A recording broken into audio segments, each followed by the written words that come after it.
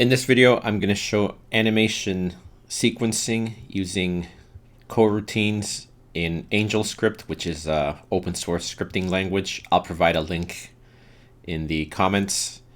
And the first thing I'm going to start off with showing is the actual Maya source files as they're given to me by the animator. So I'll show the joint hierarchy by selecting it. Hold on. There we go. So there you can see the joints for the skeleton. And that's the common skeleton that we use for all the characters in the game. So I think this is, yeah, this is the standard idle. So it just loops.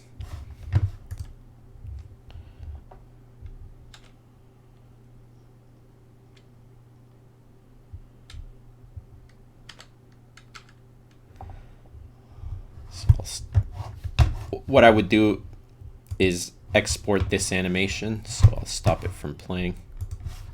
And I can select whatever frame I want to start from. I can also type it in the UI. So I just basically just hit export, make sure I've got animation, yeah, binary mode. So yeah, I just hit export. It goes through the frames, saves it out in the idle. So it's just a custom animation format file that I then load into the iPhone, and that's what the engine uses to play back the animations. So it's just optimized for the mobile device that it's being exported to. So I'll show some of the other animations. So this is just a standard hand wave.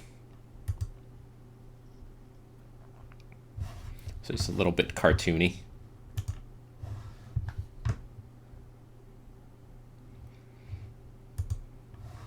So again, I would do the same thing. I would just export this.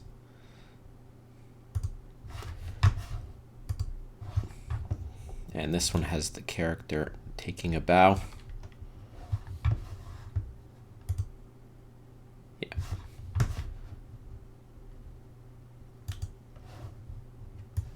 Show a side view.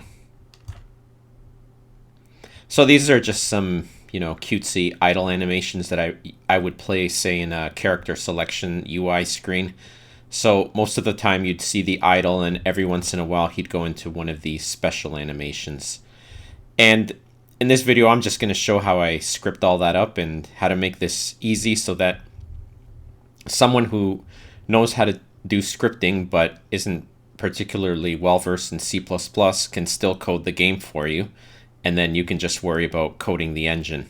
So I'll just show one small aspect of how you would achieve that. So I'll just stop this. So in the next video, I'll show, well, I'm going to show a lot of things in this video, but I'll show the concept artwork for a Kung Fu Master and an Iron Man inspired character, so you can see the progression from a rough sketch to the finished mesh. And then I'll go through the code for the scripting that you would need in order to cycle through these animations.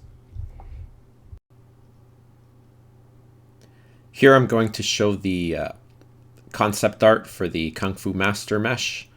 And we're going to start from the very first rough sketches to the final mesh in 3D, which is just going to be a screenshot. And so this is the very first sketch that I get from the concept artist. And this is based on prior emails where I've shown him some source art of the direction I'd like the Kung Fu Master concept to go in. So he provides several variations so I can pick and choose between these three. I liked A the best, but of course I wanted some changes. But A was going in the right direction. So I sent some more emails and some more examples. And based on that, the concept artist came up with this. Yeah, there we go.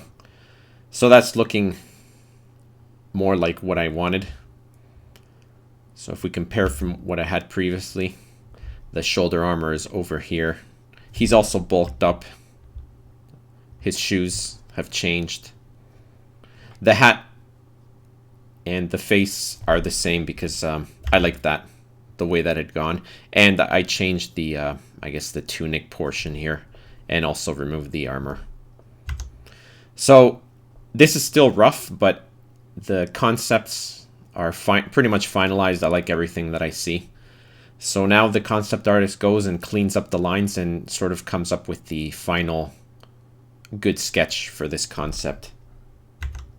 And that's what we have right here. So as you can see, everything's nice and clean. So it's, I would say, you know, production quality finished sketch. So the next step is to do sort of a rough coloring. And I give some rough ideas on what to do, but I usually leave that to the concept artist because he's got a lot of experience and he can do a better job than any suggestions I can give. And as you can see, he didn't disappoint. So again, it doesn't look, this pretty much looks like it's final, but it isn't. These are just ideas for the colors. And I liked A for the coloring. I just like this brighter orange. So this orange from B that I'm pointing to was transferred to, I guess, this section of the tunic right there. So if we advance, so that now he's finished. So this is the final concept. So all the colors are perfect. And he just fills in. Now he goes in and fills in like details like the little cracks, the lighting. So just to go back, it went from this to this. So as you can see, he just zeroes in on the details. And I guess I can show the full resolution. So yeah, that's the full res image. And now he does a back view. So since we already have the colors from the front, the modeler can more or less figure out the colors for the back using what's on the front. So that's just a quick and dirty backside sketch to help the modeler do the back of the character. So there he can see how the armor would be modeled from the back. And that way it just takes the guesswork out for the modeler. And this is the final 3D model that was done by the modeler. I think it comes in at 1500 triangle, so well within the triangle budget that I gave him. And he pretty much did the concept. Sure, a few things were changed. For instance, I asked him not to make this portion of his gown so far down. So he complied with that. And of course, he tried to save some details with the triangle count. For instance, here, right here where his shoulder armor is, it's not quite exactly, like he got rid of the little button, but those things are very minor. I guess he didn't texture the these little, I guess we could call them eyelets or whatever, but again, very minor. It's pretty much exactly like the concept artwork that was given to him by the artist that did the concept work. So the next, I'm going to show this character actually running on the iPhone and animating the mesh. But that's pretty much the steps that are involved to go from this to the finished 3D mesh.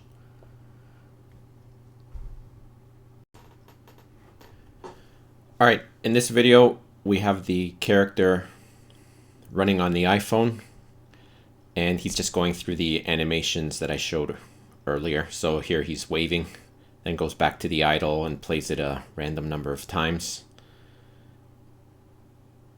And then he should play what I call a winning animation. We'll wait for the idles to finish. Yeah, there he goes. You can also see that his eyes blink periodically, so it gives him a little bit of personality. And again, this would be like the character selection screen, so most of the time you would just see the base idle, and every once in a while he would just play one of these special animations, like here he's taking a bow. And then he just goes back into the idle.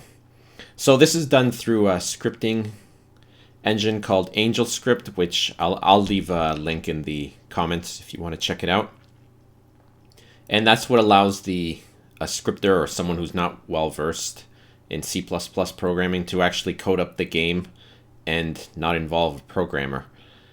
And Also, now you can see the finished mesh that I showed earlier in the concepts, and this is how it would look on the iPhone. Of course, there's shadows that I've implemented on the iPhone, and this is running under the Metal API backend, and it's using, I guess we could call it a simplified version of cascaded shadow mapping to do the nice shadows. Oh, I'll turn them around so that we have a look. Side view.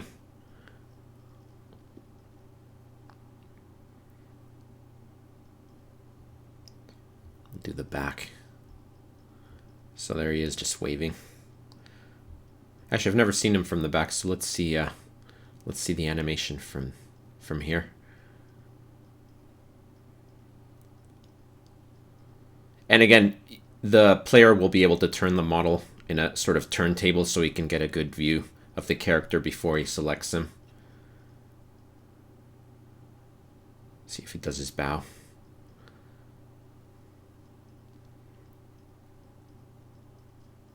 Yeah.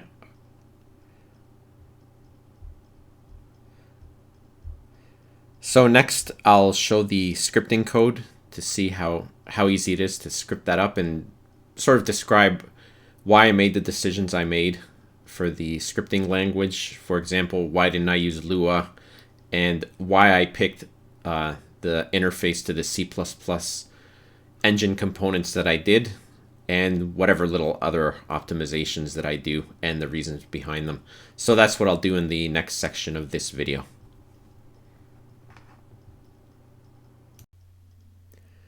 Okay, now I'm going to show how the scripting language works. And for this, I'm using an open source scripting language called AngelScript. I'll provide a link in the comments section. And I selected this language because back in the day I looked at Lua and I didn't like the syntax, and binding to C++ objects I just found it a pain. It was really complicated. It was macro hell. I'm sure Lua since then has probably improved, but I went with AngelScript, so that's what I'm going to stick with. I have nothing against Lua. I'm sure it's great, but back then I needed to get a scripting engine up and running really quickly, like in one day, hopefully, and I looked at AngelScript, and that was the more suitable for the projects that I work on. AngelScript, the syntax is C++. So if you're knowledgeable C++, you can easily get up and running with AngelScript. And binding to C++ classes or routines is ridiculously easy. It just made more sense to me, so again, I went with AngelScript. In terms of speed, like how fast the scripting engine is, to me it's kind of irrelevant. You don't pick a scripting engine based on how fast it is, and also it's irrelevant because the way I use scripting engines is the script writer calls into C++ routines written by me. So all the heavy lifting is done in C++, and the scripting engine is just responsible for calling C++ code. So speed's not really that big of an issue.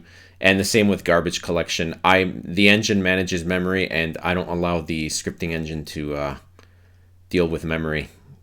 Again, it's still very flexible because I handle everything for the scripting for the scripter and shield him from all the details. He just uses the components that I provide. So for example, here is one: wait until animation complete, play animation, so he can play it on an entity ID. And an entity ID is this character, he's called Kung Fu. So what will happen is a 32-bit integer hash is generated for the Kung Fu character, and it's passed in here. So that way, when I call the routine, I know who we're referring to when we want to wait for his idle to finish, and then when we want to play the idle animation on Kung Fu. And the same up here. This generates string ID. It just creates hash ID for each of the animations. And so for me, the reason I do this is it just saves memory, because when I compile this script, I have a preprocessor that strips these generate string IDs out, and it generates the unique integer ID and assigns it to the variable. And again, it's because I save memory, and it's also quicker to do integer compares than string compares. So that's why I elected to do that. I read somewhere that Naughty Dog does the same thing in their engines, but don't quote me on that. I read that a long time ago, but there are other engines that do this. And now we'll head to the coroutine. This is it's not really supported out of the box by AngelScript, but there's plenty of examples, and you can, look at those examples and come up with your own version. But essentially, a coroutine is like what I call a fake thread. It gives the illusion that it's a thread, but all it's doing is it's running a set number of scripting instructions on a time slice. Then it suspends the coroutine and moves on to the next one. So that's how you get sort of, I could call, the fake thread-like behavior, and you don't have to deal with synchronization issues if this was actually a real thread. And the other advantage is the scripter can code up. For instance, here he can play animations however he wishes, but for more complex tasks, he can actually call AI components that are written in C++ and create unique behaviors. Maybe he wants an aggressive enemy that attacks you relentlessly. Maybe next time he'll be timid, or if he gets damaged, he'll run away. Well, he has all that control, and it doesn't involve me beyond having written the components. So if I go through these lines, essentially what I've done is this generates a random number between 3 and 5. So it idles 3 or 5 times, or it loops 3 or 5 times and plays his idle animation. This is what he's playing now. And after that, he plays the hand wave animation if idle animation count is 0. And then he plays his idle and then goes back up and loops. And I update idle animation count so that I can cycle through all the animations. So I did this just to test the animations when the animator gives them to me, so then I can look in game. So I can also turn the character around, have a look and inspect the mesh and the character as he's animating. There he does his bow. So that's why I wrote this script. Eventually, the scripter will write the entire game with the scripting language, and I'll just write the components that he needs to write the game. And if something comes up, I'll write new ones for him. But essentially, all he's doing now is just playing certain animations and waiting until they're complete. And when he calls this wait until animation complete, essentially that puts the coroutine to sleep, and it'll get woken up by the animation system when the event that they want to be informed on happens. In this case, it's having the animation finishing. So that's, fairly simple to get up and running. And you can use it for a great many things, essentially to code the entire game. And on a previous game, that's what we did. The whole game was coded by someone else, and I just wrote C++ routines that they needed, and then they used them to write the game. I'll show the Kung Fu entity file. Here you can see here's an animation component. So if you were wondering why I picked these names, for instance, idle raised arms, the reason is because it's one of the animations defined in the animation component. And that's the other thing. I use an entity component system to represent the entities in the game. It just solved problems that I had in earlier engines I'd written, where I had these crazy class hierarchies, and it just makes everything more manageable. For instance, his eye blinking, if we look at it here. Blink, blink, come on. Of course. Oh, there he goes. That's handled by a component. So I just write that component, write the component system to update the component, or to have the logic for the component, and then just run it in the game loop. And it's much easier to manage things. I know where that is, what code is involved, and it's easy for me to zero in. And I know that component is completely independent from anything else, so there's no weird interrelationships with class hierarchies, and it's just much easier for me to maintain. So that's pretty much the scripting language in a really quick nutshell. So next I'll show an Iron Man inspired character. I'll show the concept from beginning to end, just like I showed for Kung Fu. And then I'll show the Iron Man character running in the engine so that you can see that with careful planning with the rig and the meshes, you can share animations with all the characters. I've showed that earlier, but it'd be nice to see another character. So that's what I'll show next. Here's the next Iron Man inspired character. This is the first few rough sketches against, again, a couple of variations just to get an idea. And I liked 1A the best. So I asked for a few changes. And from there, we went to this.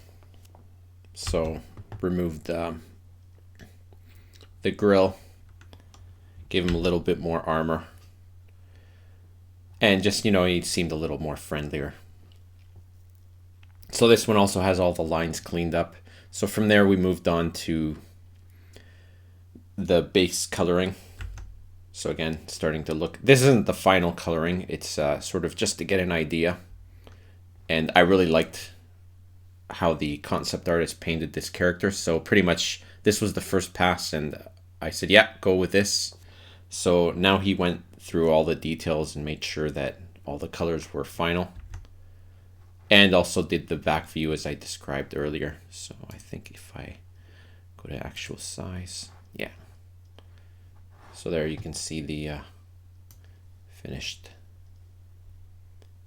mesh. And this is the final final character modeled in 3D. I guess I maybe would have changed this, made it a little wider, but it's essentially the same, exact same character. So next I'll show him running in the engine, playing the same animations as the Kung Fu Master.